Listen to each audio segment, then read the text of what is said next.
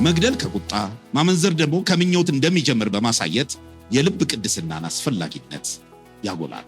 ምጽዋት፣ ጸሎትና ጾም ለሰው ታይታ ሳይሆን በእግዚአብሔር ፊት ሊሆን እንደሚገባ እንዲሁም የመንግስቱን ጽድቅ በማስቀደም አማኞች ከኑሮ ጭንቀት እንዴት ነፃ መውጣት እንደሚችሉ መጽሐፉ መመሪያ ይሰጣል።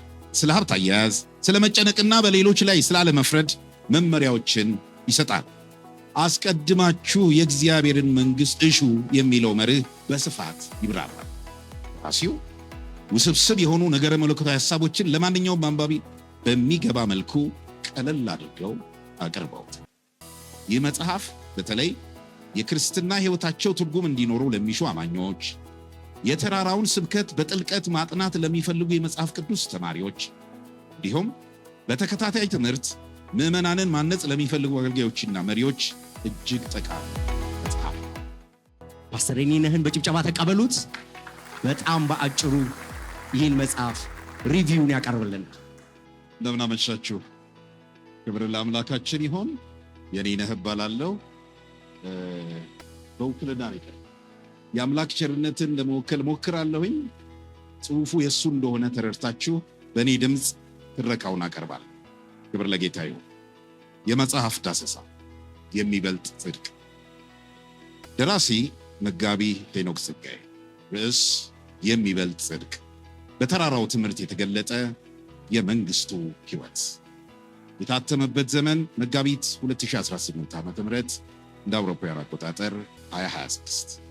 አታሚ ሮቦት አታሚዎች፣ ገጽ 200 ገጾች። አርታኢ የአምላክ ቸርነት በዛብህ። የውስጥ ገጾች ቅንብር የአምላክ ቸርነት በዛብህ። የሽፋን ቅንብር የገጾች ቅንብር ባርናባስ ይታየው። መግቢያ። መጋቢ ሄኖክ ጸጋዬ በዚህ አዲስ መጽሐፋቸው በክርስትና አስተምሮ ውስጥ እጅግ መሰረታዊና ጥልቅ የሚባለውን የጌታ ኢየሱስን የተራራ ላይ ስብከት ማቴዎስ 5-7 በዝርዝር ይተነትናል። መጽሐፉ የተጻፈው ደራሲው በተለያዩ መድረኮች ያስተማሯቸውን ትምህርቶች መሰረት በማድረግ ሲሆን ዓላማውም አማኞች ከውጫዊ ሃይማኖታዊ ስርዓት ባለፈ በክርስቶስ የተገለጠውን የልብ ለውጥና የሚበልጠውን ጽድቅ እንዲለማመዱ ለመርዳት ነው። ይህ መጽሐፍ ከመታተሙ በፊት ቀደም ብለው ያነበቡ ሰዎች ስለ መጽሐፉ ምን አሉ? ይህ መጽሐፍ ታትሞ ለስርጭት ከመብቃቱ በፊት ደራሲው ረቂቁን በዙሪያው ለሚገኙ ወገኖች ልኮላቸው ስለ መጽሐፉ የሰጡት አስተያየት የመጽሐፉን አጠቃላይ መልክ የሚገልጽ ይመስለኛል። ጥቂቶቹን ለምሳሌ ልጥቀስ። ወንድም ዘሪሁን ተፈራና እህት አበራሽ መጽሐፉ የአማኙን ሕይወት ገልጦ የሚያሳይ ትልቅ መስዋዕት እንደሆነ፣ ድክመቶቹን አሳይቶ ለንስሐ እንደሚያበቃ ገልጸዋል። ዶክተር ማርቆስ ዘመዴ በኢትዮጵያ ቤተክርስቲያን ውስጥ የሥነ ምግባር ብልሽነትና የተዘበራረቀ አስተምሮ ባለበት በዚህ ዘመን መጽሐፉ እንደ ማለዳ ፀሐይ ጨለማውን የሚገልጥ ነው። ዶክተር ኃይሉ ቸርነትም መጽሐፉ ከፍልስፍና ይልቅ ግልጽና በዕለት ተዕለት ሕይወት ሊተገበር የሚችል የደቀ መዝሙርነት መመሪያ መሆኑን መስክረዋል። ፓስተር እንዳሻው ከልክሌ በበኩላቸው ደራሲው ትምህርቱን ያቀረበው ከጥልቅ ጥናት ባለፈ ምዕመናንን በሚረዳና በሚያንጽ የመጋቢነት ልብ ፓስቶራል ሀርትስ መሆኑን ጠቅሰዋል። የመጽሐፉን ቀዳሚ ቃል የጻፉት መጋቢ ዘሪሁን ኃይለ ሚካኤልም እነዚህ ትምህርቶች ለጥቂቶች ብቻ የተተወና ለመድረስ የሚከብዱ ሐሳቦች ሳይሆኑ የክርስቶስ ተከታዮች ሁሉ ሕይወትን ሊቀርጽ የተሰጡ ሕያው እውነቶች መሆናቸውን ያሳስባል። ደራሲው ይህን መጽሐፍ ለምን ጻፈው? ለምንድን ነው እንዲጻፍስ ያነሳሳው? ምንድን ነው ምክንያቱ ብለን ስናይ ደራሲው በመጽሐፉ እንደ መንደርደሪያ ከገጽ 25 እስከ 30 በሚለው ክፍል ውስጥ መጽሐፉን ለመጻፍ ያነሳሱትን አበይት ምክንያቶች እንዲህ ይገልጻል። አንደኛ፣ የግል ለውጥ ተሞክሮ። ከ20 ዓመት በፊት በታምፕ ፍሎሪዳ አገልግሎት ሲጀምሩ በወቅቱ ያነበበው የመጋቢ መራዊ ንጉሴ የተራራው ስብከት መጽሐፍ ሕይወቱን እንደቀየረና ያን ጊዜ የጀመረው የክርስቶስን መልክ የመምሰል ጥማት ለዚህ መጽሐፍ መሰረት እንደሆነ ገልጿል። ሁለተኛው የእስራኤል ጉብኝታቸው ነው። ደራሲው ጌታ ኢየሱስ ክርስቶስ ስብከቱን ያስተማረበትና የገሊላን ባህር ተራራማ ስፍራዎች በአካል መጎብኘታቸው ትምህርቱን ይበልጥ በዓይነ ሕሊናቸው እንዲዳሰስና ሕያው ሆኖ እንዲጻፍ ረድቷቸዋል።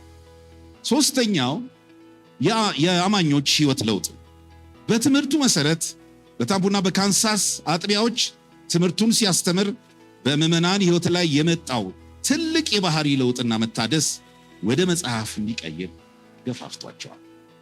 አራተኛው ወቅታዊ የደቀ መዝሙር ጥሪ በኢትዮጵያ ቤተክርስቲያን ውስጥ የባህሪ ለውጥና እውነተኛ ደቀ መዝሙርነት በመጥፋቱ ለዚህ ክፍተት መፍትሄ እንዲሆን በማሰብ ጽፈውታል።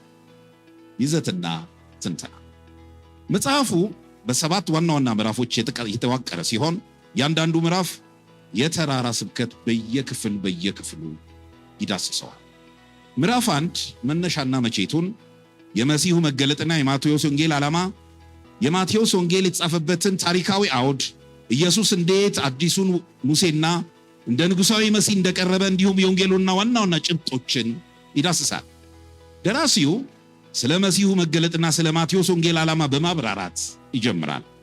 ኢየሱስን እንደ አዲሱ ሙሴ በማቅረብ ይህ ትምህርት ለመንግስቱ ዜጎች የተሰጠ ሕገ መንግሥት ነው ያስረዳል። ምዕራፍ 2 ብፅዕናዎች መጋቢ ሄኖክ በዚህ ምዕራፍ ውስጥ 8ቱን ብፅዕናዎች በዝርዝር ይተነትናል። እነዚህ ብፅዕናዎች የዳነ ሰው መለያዎች ወይንም የመንግስቱ ዜጎች ባህሪ እንጂ ድነትን ለማግኘት የሚረዱ ጥረቶች እንዳልሆኑ ያስረዳል። በመንፈስ ድሃ መሆን፣ ማዘን፣ የዋህነትና ሌሎቹን 8ቱን ብፅዕናዎች የዳነ ሰው መለያዎች እንጂ የድነት ማግኛ መንገድ እንዳልሆኑ ደራሲው አበክረው ይገልጻል። እውነተኛ ደስታ ከውጫዊ ስኬት ሳይሆን ከውስጣዊ መንፈስ ቁመና እንደሚመነጭ ያሳያል። ምዕራፍ 3 ተጽዕኖ ፈጣሪ ሕይወት ጨውና ብርሃን ይህ ምዕራፍ አማኞች በምድር ላይ ስላላቸው ሚና ጨውና ብርሃንነት ሲያብራራ ክርስትና ለራስ ብቻ ሳይሆን ለማህበረሰብ የሚተርፍ ጣዕምና ብርሃን ሊኖረው እንደሚገባ በምሳሌዎች ያስረዳል። በተጨማሪም ክርስትና ከግል ሕይወት አልፎ ለሌላው መትረፍ እንዳለበት ያሳያል።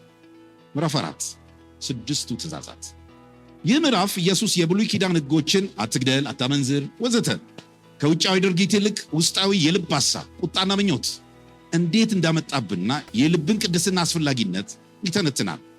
ደራሲው በ6ቱ ትእዛዛት ላይ በማተኮር ኢየሱስ የሕጉን መሰረት ከድርጊት ወደ ልብ ሐሳብ እንዴት እንዳመጣው ይተነትንልናል። ለምሳሌ መግደል ከቁጣ ማመንዘር ደግሞ ከምኞት እንደሚጀምር በማሳየት የልብ ቅድስናን አስፈላጊነት ያጎላል።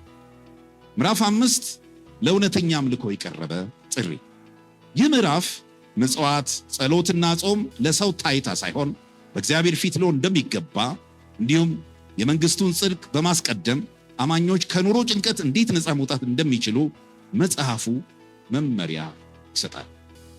ምዕራፍ 6 ለመንግስቱ ዜጎች የተሰጡ ትእዛዛት ይህ ምዕራፍ ስለ ሀብት አያያዝ፣ ስለ መጨነቅና በሌሎች ላይ ስላለመፍረድ መመሪያዎችን ይሰጣል። አስቀድማችሁ የእግዚአብሔርን መንግስት እሹ የሚለው መርህ በስፋት ይብራራል። ምዕራፍ 7 ምርጫና ማስጠንቀቂያ መጽሐፉ የሚያጠቃልለው በሁለት መንገዶች ጠባብና ሰፊ እንዲሁም በሁለት ቤት ሰሪዎች ልባምና ሰነፍ ምሳሌ ነው።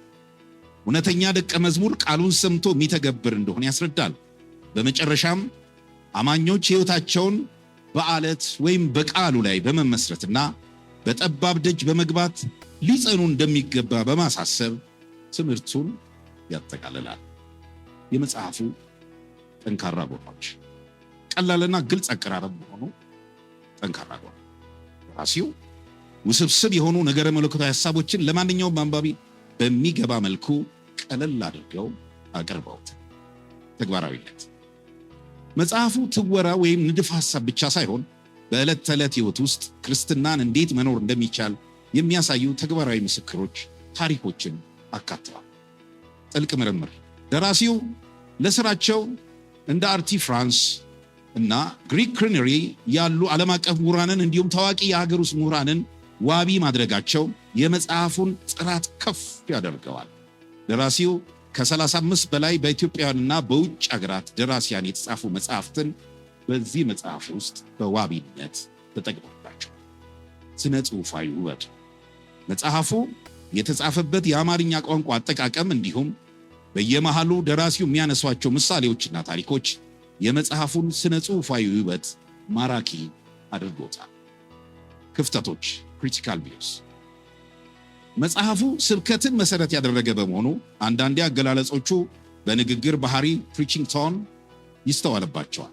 ይህ ለአንዳንድ አንባቢዎች በረከት ቢሆንም ለአካዳሚክ ጥናት የሚፈልጉ ሰዎች ግን ትንተናው ይበልጥ ሊጠነክር ደስ ይላቸው ይሆናል። ሆኖም ግን ደራሲው በቅድሙ ሳይሆን በሌሎቹ አካሄድ አስቀድሞ የገለጹት በመሆኑ እናበረታለን። ማጠቃለያና ምክረ ሐሳብ። የሚበልጥ ጽድቅ በኢትዮጵያ ቤተክርስቲያን ውስጥ ላለው ወቅታዊ የደቀ መዝሙር ጥያቄ ምላሽ የሚሰጥ ወቅታዊ መጽሐፍ ነው።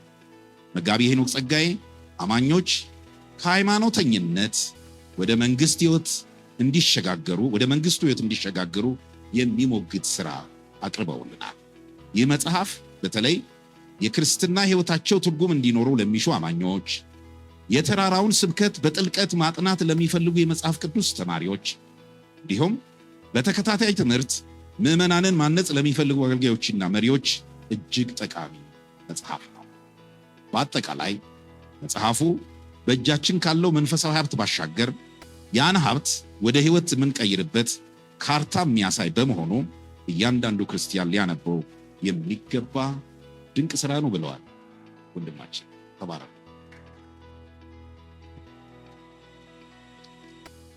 ፓስተር ቴንኪው በሉት፣ ጌታ ይባርክ በሉት። እንዳለው ወክሎ ነው የቆመው።